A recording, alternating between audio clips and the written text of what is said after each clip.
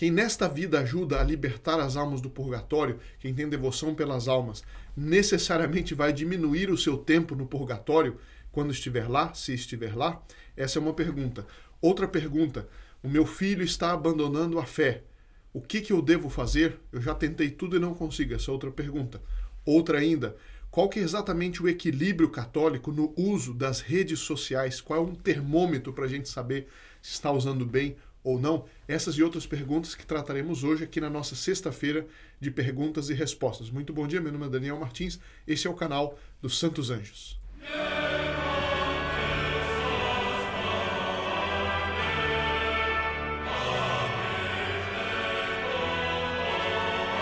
Salve Maria, muito bom dia a todos que nos acompanham e vamos falar agora das almas do purgatório. Eu aproveito para dizer que ainda dá tempo de levar as suas intenções para o principal santuário dedicado às almas do purgatório do mundo. Fica ali na França, os nossos amigos já se dispuseram a imprimir e levar as nossas intenções, especialmente o nome e as intenções dos falecidos da nossa família, nossos amigos falecidos. Então não perca essa oportunidade, porque como nós vamos ver, não só isso é bom para as almas do purgatório, como para nós também. Nos faz um bem enorme ainda nesta vida.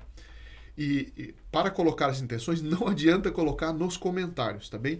No primeiro link na descrição deste vídeo, você clicando lá, vai colocar seu nome, e-mail e as intenções. Com isso nós sabemos que você está enviando, né?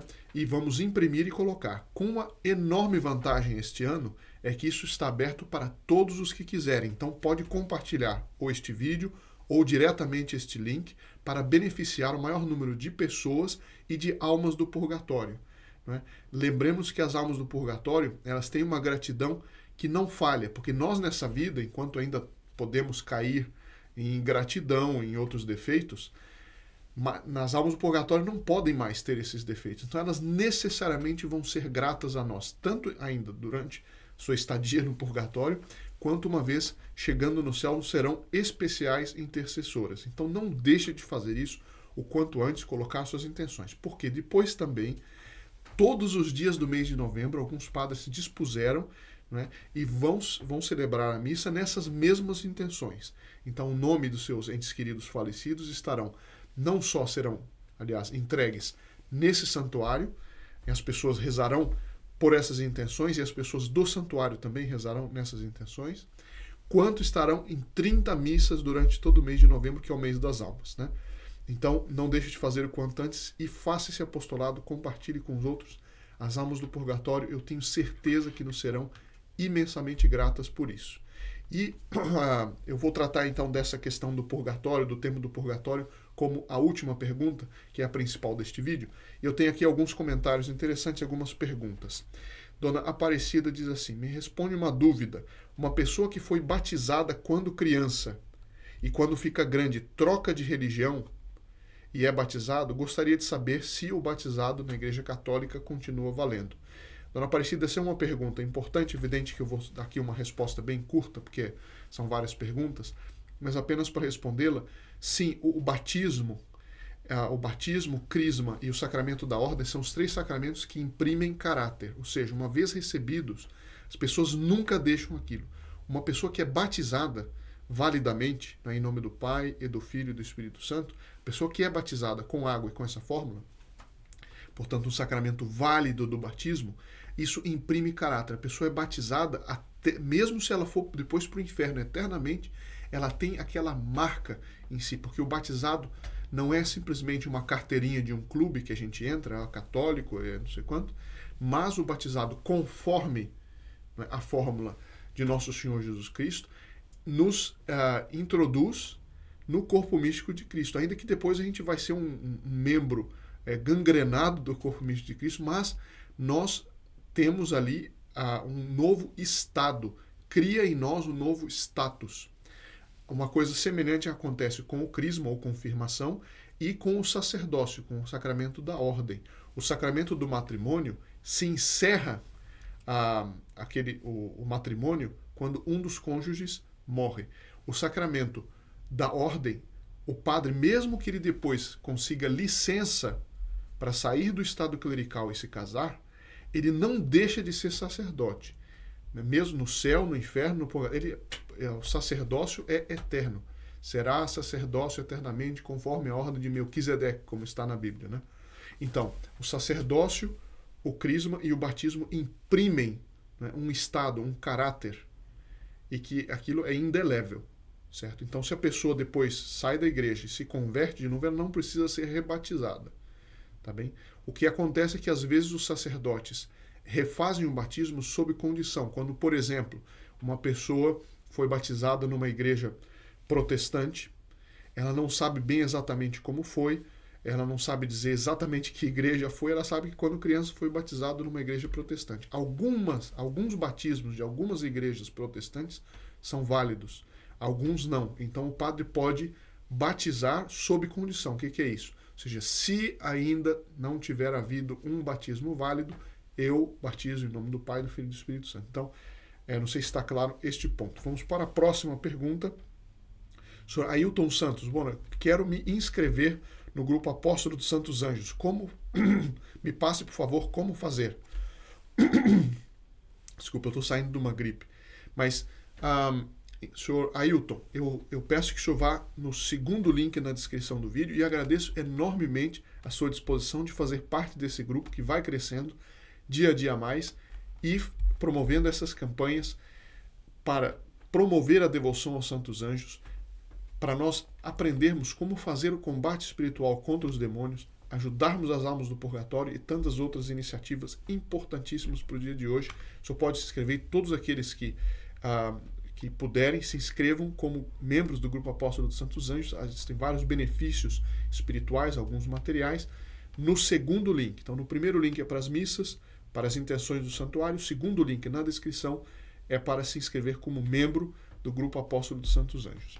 E aqui eu tenho, veja a importância, né, de se engajar nesse apostolado. Eu já li alguns vídeos atrás para aqueles que não estavam, o senhor Ricardo Marins. Veja que impressionante esse relato. Bom dia, agradeço por este santo canal. Eu tinha uma vida desregrada, fornicação, prostituição, adultério, enfim, caminhando para o inferno, até que descobri esse santo canal que mudou a minha vida. Eu morava junto com minha companheira há 21 anos e, através do aprendizado neste canal, comecei a rezar para o meu anjo da guarda, iniciei o Santo Terço, hoje faço o Santo Rosário diariamente, frequento regularmente a Santa Missa. No último dia 29 de setembro, festa de São Miguel de 2024 e festa dos Três Arcanjos, recebemos o sacramento do matrimônio, faço parte das atividades da Santa Igreja, graças a Nosso Senhor, Maria Santíssima e a este santo canal. Deus os abençoe imensamente. Veja, todos aqueles, né, que são membros do Grupo Apóstolo dos Santos Anjos, esse agradecimento não é para mim, esse agradecimento é para todos vocês que tornam este apostolado possível, né? Todos os gastos referentes ao canal são cobertos, inclusive, pelo donativo daqueles que são membros do Grupo Apóstolo dos Santos Anjos e, graças a Deus, todos os que trabalham, né, atualmente no canal dos Santos Anjos são voluntários e nós não recebemos nada por isso. Pelo contrário, os voluntários às vezes até gastam com isso. Então, essa ajuda é essencial e eu agradeço enormemente. E por causa dessa ajuda, este ano, e sobretudo ano que vem, vai ser possível fazer várias iniciativas. Nós precisamos contratar uma pessoa para tornar isso possível e já estamos fazendo. E graças a vocês, um enorme agradecimento de coração. E eu lembro que todos os membros do Grupo Apóstolo dos Santos Anjos têm toda semana uma missa em suas intenções. Aliás, aqueles que vão entrar no site e se tornar membros, tem várias categorias de participação. E tem ali escrito que na primeira categoria é uma missa por mês. Isso já foi mudado. Como o site está sendo mudado, eu não quis mudar isso agora, porque era complicado, eu não entendo disso. Mas toda semana, sexta-feira, é celebrada a Santa Missa na intenção dos apóstolos dos Santos Anjos. E a partir, creio que de dezembro, vai ser a Santa Missa na terça-feira, dia do Anjo da Guarda, mas isso eu vou confirmar depois. Dona Rejane, bom dia. Estou percebendo que o meu filho está desprezando Nosso Senhor Jesus Cristo. Antes ele usava o Santo Rosário no pescoço. Observei 2 vezes que ele não levou o terço para rezarmos juntos. Estou observando e estou preocupada. O que eu devo fazer?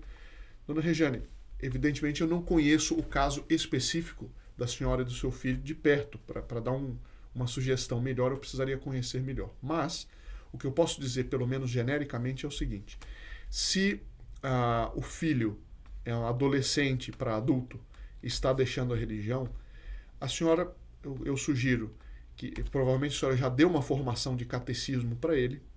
Se não tiver dado, eu sugiro que dê se ele for mais novo. Se ele estiver próximo de ser adulto, sobretudo o mais importante, isso não tira a importância de outras coisas, mas o mais importante é a senhora ser um ponto de referência, primeiro aspecto, e segundo, é não comprometer princípios, não ceder em coisas que sejam princípios. Então, por exemplo, se o filho chega em casa e coloca um cartaz pornográfico dentro do quarto, estou dando um exemplo drástico aqui, não, isso não pode. Aqui é a minha casa, no caso do pai, no caso da mãe. Aqui é nossa casa, nós temos autoridades, você não pode fazer.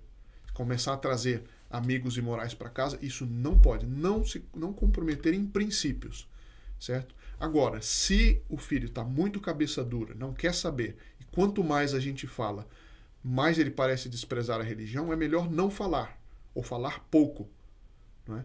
Porque filho assim nessa fase, muitas vezes, nem sempre, hein, a situação é mais complexa do que eu estou dizendo. Eu estou simplificando para efeito deste vídeo. Mas nessa matéria é igual sombra. Se a gente corre muito atrás, venha para Jesus, reze o terço. Se a gente vai muito atrás, ele foge. Se a gente se retrai um pouco, a tendência é daqui a pouco ele voltar para nós. Ou agora, ou no futuro. O importante é nós sermos pontos de referência e exemplos, não é, da vida de virtude, da vida de piedade, não é, do bom uso das redes sociais, como nós vamos ver daqui a pouco, porque muitos pais dizem isso, não, porque meu filho só passa o tempo inteiro no computador. Só que às vezes o pai ou a mãe passa o tempo inteiro em rede social, em filme, enfim. Nós não podemos exigir aquilo que nós não fazemos, né? Bom, e alguém pergunta, a dona Bruna Mendes pergunta, por exemplo, como podemos controlar o uso das redes sociais e utilizá-las de maneira saudável? E outro pergunta, mas se nós não formos usar as redes sociais, nós temos que nos isolar, nos fecharmos numa bolha? Porque a sociedade está quase totalmente imoral, não tem para onde correr, a não ser que a pessoa vire um monge ou freira de clausura, ou se mude para a roça. Isso não. Existe um modo de nós usarmos conscienciosamente? Sim. Bom, a prova de que eu realmente creio que é possível isso é que nós estamos utilizando uma rede social que é o YouTube. Temos coisas, propagandas, estamos tentando propagar essa devoção também por outros meios, mas me parece que existem alguns pontos, eu anotei aqui 4 pontos, que nos ajudam como um termômetro para saber se nós estamos usando bem ou se estamos usando abusivamente ou até mal, usando mal. Que termômetro é esse? Eu vou dar alguns pontos, né, resumidamente. O primeiro termômetro é o termômetro do tempo. Ou o primeiro sintoma, se quiserem. Podem chamar como quiserem. Mas o primeiro termômetro é o termômetro do tempo. Quanto tempo eu estou passando em redes sociais? Por quê? Porque Deus Nosso Senhor, Ele nos deu o tempo como uma das coisas mais preciosas nesta vida terrena, porque é no tempo que nós somos chamados a cumprir uma determinada missão. Vai ser a missão de um bom pai de família, de uma boa mãe de família, vai ser a missão de um médico, enfim. Nós temos que cumprir uma determinada missão que é ligada aos nossos talentos. Então, o segundo termômetro é o termômetro dos talentos. Mas apenas para terminar a questão do tempo, é evidente que a pessoa que passe 3, 4 horas nas redes sociais, a não ser que haja um propósito para isso, uma pessoa que trabalha nisso, ou uma pessoa que está fazendo um projeto que precisa passar nisso, mas é que a pessoa que, por mero lazer, passa horas nas redes sociais, tem alguma coisa errada. Tem alguma coisa errada porque Nosso Senhor quer que eu faça os meus talentos frutificar. Como é que eu vou fazer os meus talentos frutificarem se eu não tenho tempo para isso? Né? Então, quantas vezes a gente deixa de ler para ficar nas redes sociais? Quantas vezes pessoas que teriam talento para aprender um novo idioma, para aprender a fazer pintura, música, sei lá, né? Quantas vezes isso fica de lado porque nós estamos ali enfronhados nas redes sociais. Então, primeiro termômetro, a meu ver, tempo, talento, e aí nós entramos numa parte mais séria, que é: as redes sociais estão sendo para mim ocasião próxima de pecado grave? Estão sendo para mim ocasião remota de pecado grave? Então, se eu, ao utilizar as redes sociais com frequência, tenho tentações muito fortes contra a castidade, por exemplo, né? Ou se eu, ficando muito tempo nas redes sociais, eu tenho uma tentação muito forte a ter uma vaidade exacerbada que vai fazer mal para os outros, então as redes sociais estão sendo ocasião direta de pecado para mim. E nesse caso eu devo evitar o uso delas, ou restringir ao mínimo necessário. Aí é uma obrigação que eu tenho. Se a pessoa, ela usando redes sociais, e eu estou englobando aqui redes sociais, estou englobando também uma série de outras coisas, nem falar da televisão, né? Mas, digamos, vamos englobar tudo isso. Se isso me é ocasião próxima de pecado, eu devo dar um jeito de deixar, em toda medida de que seja possível, né? Bom, e um último termômetro, e esse muito poucas pessoas falam. Do tempo muita gente fala, dos talentos ainda muita gente fala, da ocasião de pecado ainda tem muita gente boa que fala, mas essa última são poucos, que é o uso exagerado das redes sociais, e aqui eu quero incluir, evidentemente, filmes, novelas, etc., é justamente a perda do senso moral. A perda do senso moral. O que é esse senso moral? É uma coisa que a sociedade há não muito tempo atrás tinha. A gente ouve na nossa família contar como, por exemplo, as pessoas se vestiam de maneira recatada, com pudor, né, com um mínimo de elegância. As senhoras, sobretudo, né, mas também os homens. Basta ver as fotos. Um dia eu estava fazendo campanhas, né, em defesa da família, ali no interior da Bahia, e de uma cidade chamada Rui Barbosa, e que tinha um armazém, portanto, interior, certo? Um calor tremendo, e no armazém tinha uma foto daquele mesmo armazém algumas décadas antes. Todos os empregados com terno de linho, um calor tremendo, um terno de linho que é mais fresco. O senhor está dizendo que todo mundo tem que andar com terno de linho? Não, não é isso que eu estou dizendo. Estou dizendo que antigamente tinha recato, antigamente tinha pudor, né, e se tinha um mínimo senso da elegância, o mínimo senso da modéstia. Agora, isso está se perdendo em larga medida por causa da televisão. E hoje em dia nem se falar das redes sociais. É tanta vulgaridade que a gente se acostuma a ela. É tanto baixo nível que a gente se acostuma a ele.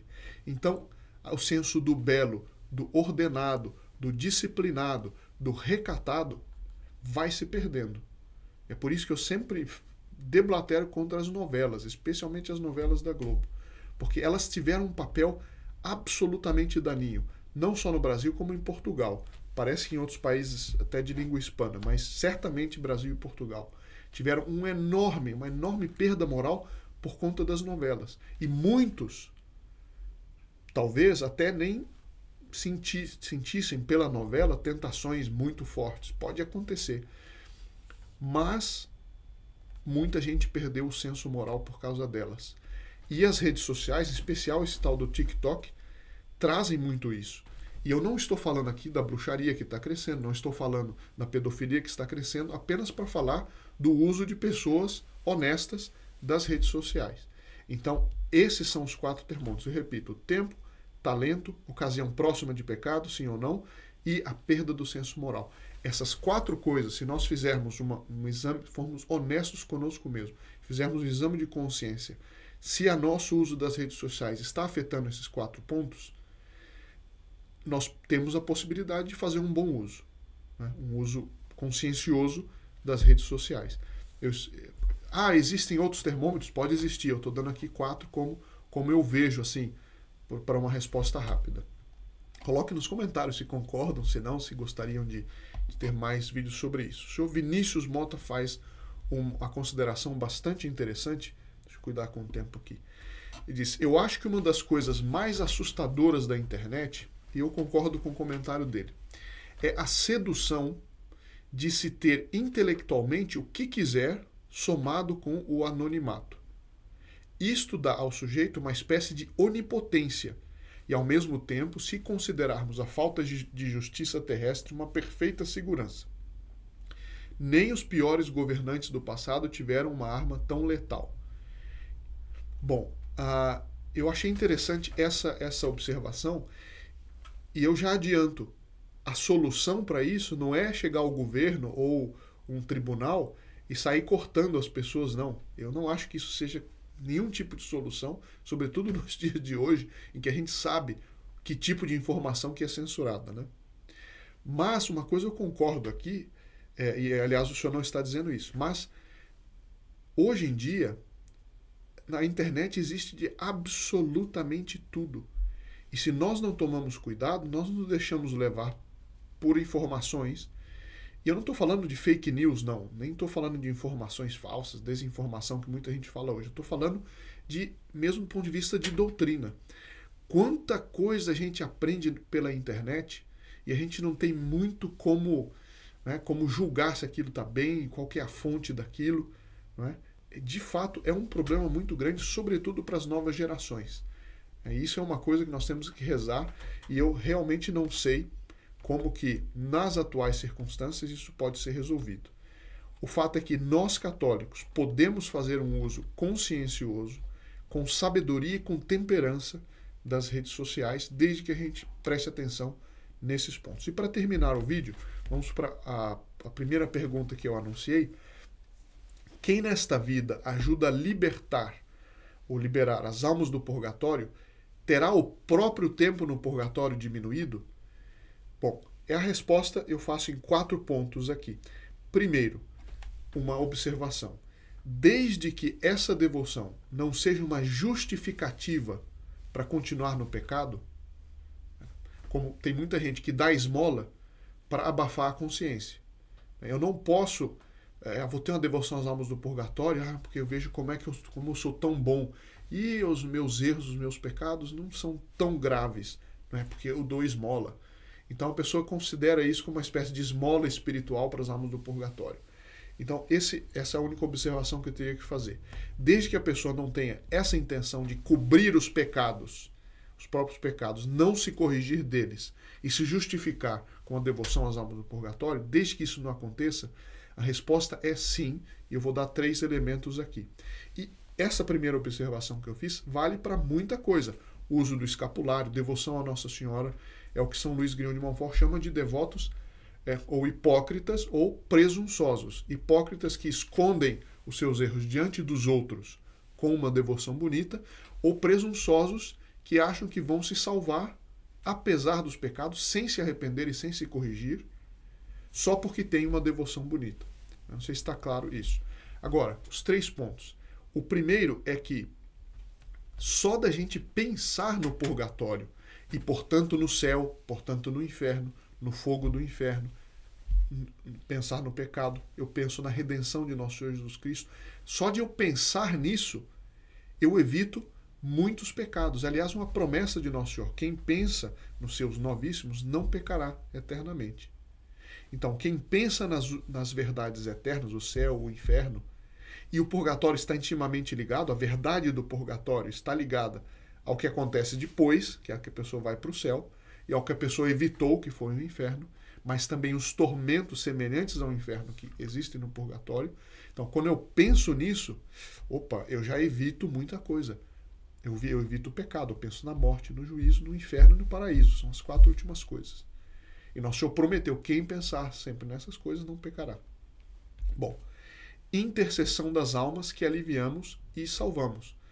Evidente que essas almas vão ser, como eu disse no início, muito gratas pelo que nós fizemos. Então, quando nós temos a devoção, elas vão interceder por nós para que nosso período no purgatório seja diminuído e as nossas dores aliviadas. Isso é evidente, é lógico e é evidente. Agora, existe um outro ponto que é uma promessa também de Nosso Senhor, e que eu leio desse livrinho que nós vamos comentar muito nas próximas semanas, o que é o purgatório, do Padre Chope. E ele conta o seguinte, com isso eu vou terminar o vídeo. A venerável Paula de Santa Teresa tinha uma extraordinária devoção para com a Igreja do Purgatório, pela qual foi premiada com muitas visões milagrosas. Um dia em que ela estava rezando fervorosamente nessa intenção, foi transportada em espírito ao purgatório, onde viu grande número de almas mergulhadas nas chamas.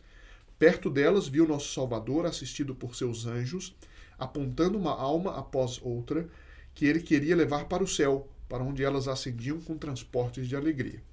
À vista disso, a serva de Deus perguntou a seu divino esposo, a Nosso Senhor, por que, Jesus, essa escolha entre tamanha multidão? Por que Nosso Senhor estava libertando essa ou aquela alma do purgatório e não outras naquele momento? Ele dignou-se a responder: eu libertei aquelas que durante a vida praticaram grandes atos de caridade e misericórdia e que mereceram que eu cumprisse minha promessa em relação a eles.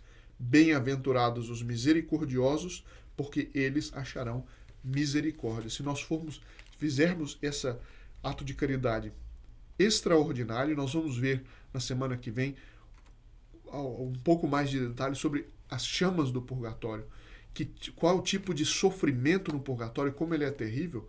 Se nós pensamos nisso, a gente vê o tamanho do ato de caridade que é a gente libertar as almas do purgatório. Se a gente se sente bem e se sente super caridoso, se a gente ajuda alguém que sofreu um acidente, a aliviar as dores, a levar para o hospital, a gente fica contente, puxa, eu fiz um grande ato de caridade, e é verdade, quanto mais que a gente liberta de um sofrimento que é muitas vezes pior. Então não se esqueça de colocar, e no primeiro link, colocar suas intenções, o nome dos falecidos de sua família, ou de amigos, enfim, para o Santuário das Almas do Purgatório e para as 30 missas durante os 30 dias do mês de novembro. Muito obrigado e até semana que vem, se Deus quiser.